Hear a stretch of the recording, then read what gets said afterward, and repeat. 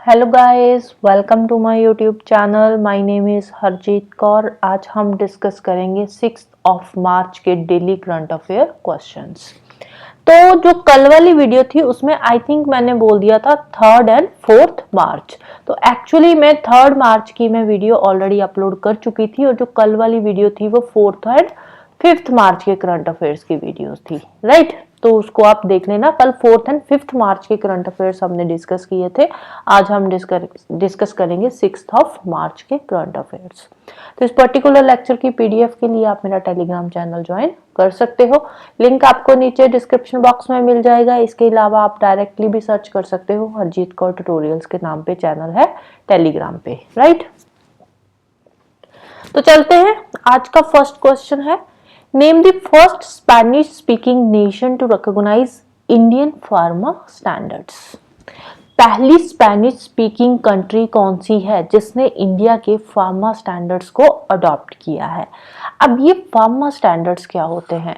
ये जो pharma standards होते हैं, कोई भी कंट्री वो अपने फार्मा स्टैंडर्ड्स मतलब फार्मा सेक्टर में जो रूल्स होते हैं तो वो अपने भी रूल्स बना सकती है, रेगुलेशंस बना सकती है, अपने स्टैंडर्ड्स बना सकती है, या फिर वो किसी दूसरी कंट्री के भी अडॉप्ट कर सकती है उस कंट्री के साथ मेमोरेंडम ऑफ अंडरस्टैंडिंग साइन करके। तो रिसेंटली एक स्पेनिश स्पीकिंग कंट्री है जिसका नाम है निकारागुआ।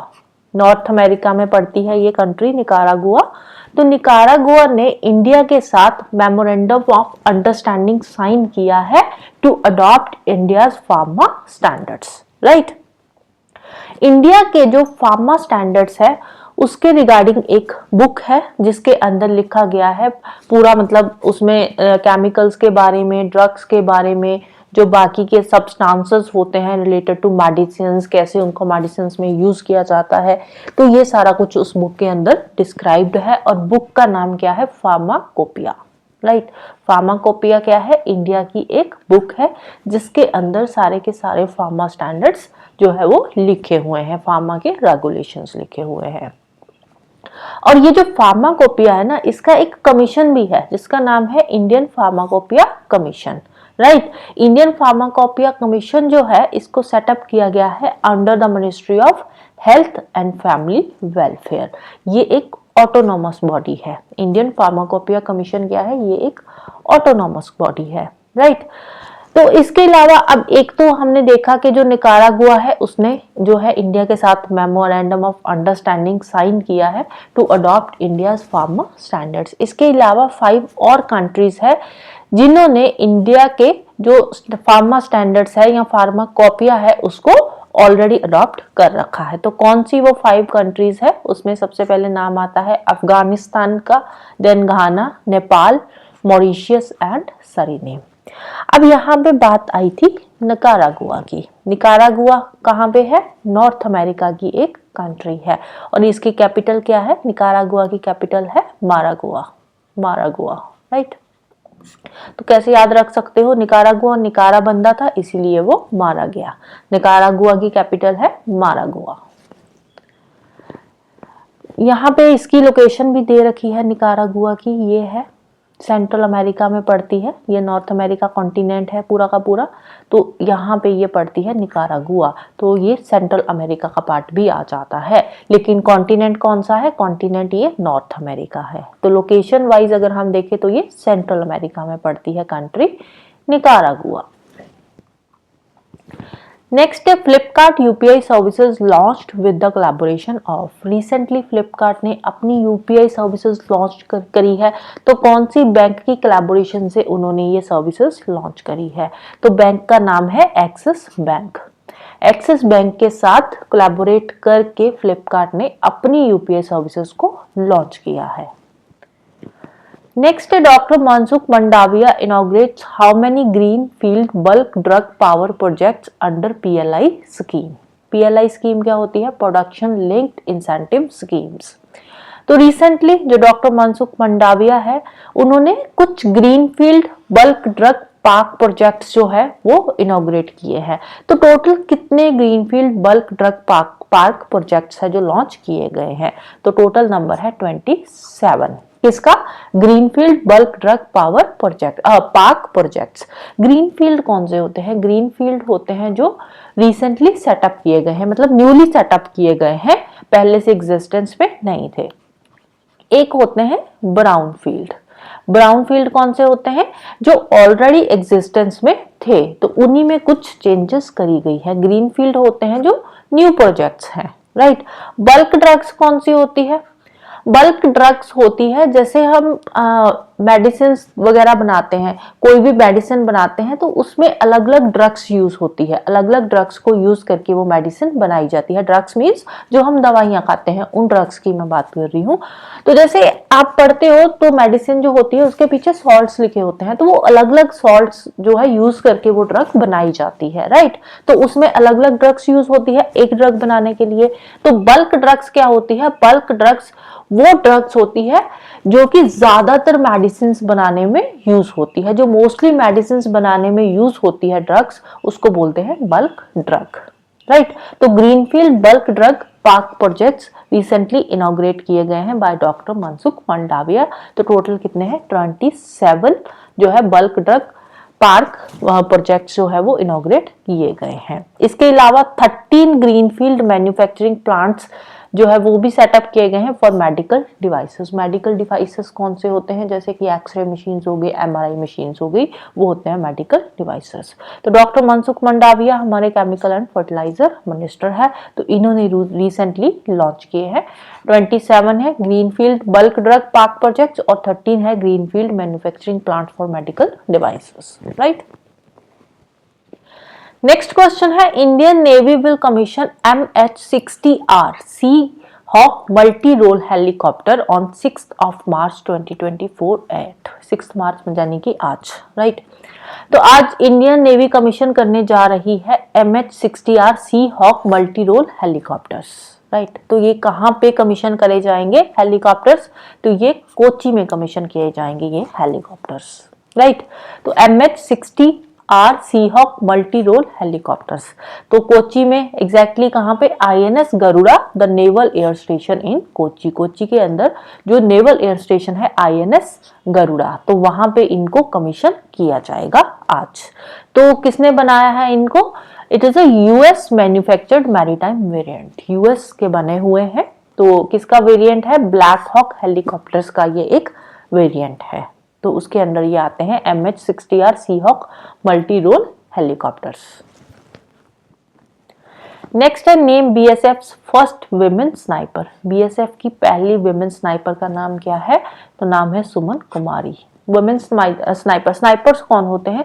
स्नाइपर्स होते हैं जो लुक छिप कर वार करते हैं, लुक छिप कर वो गोलियां चलाते हैं, राइट। स्नाइपर्स का इसमें यूज किया जाता है, स्नाइपर्स यूज करके गोलियां चलाई जाती है। तो इसकी जो ट्रेनिंग होती है काफी टफ ट्रेनिंग होती है, जैसे कमांडोज की ट्रेनिंग होती है, तो सेम इसकी भी ट्रेनिंग कमांडोज की तरह काफी टफ ट्रेनिंग रहती है।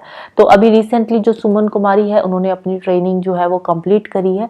तो कंप्लीट करने के बाद वो BSF की पहली वीमेन स्नाइपर बन चुकी है, राइट। अब पहली है तो नाम जो है इंपॉर्टेंट हो जाता है, राइट। नेक्स्ट है recently Indian navy commission INS Jatayu. तो इंडियन नेवी ने INS जटायु कमीशन किया है। तो कहां पे ये कमीशन किया गया है INS जटायु? इसको कमीशन किया गया है मिनिकॉय आइलैंड के अंदर।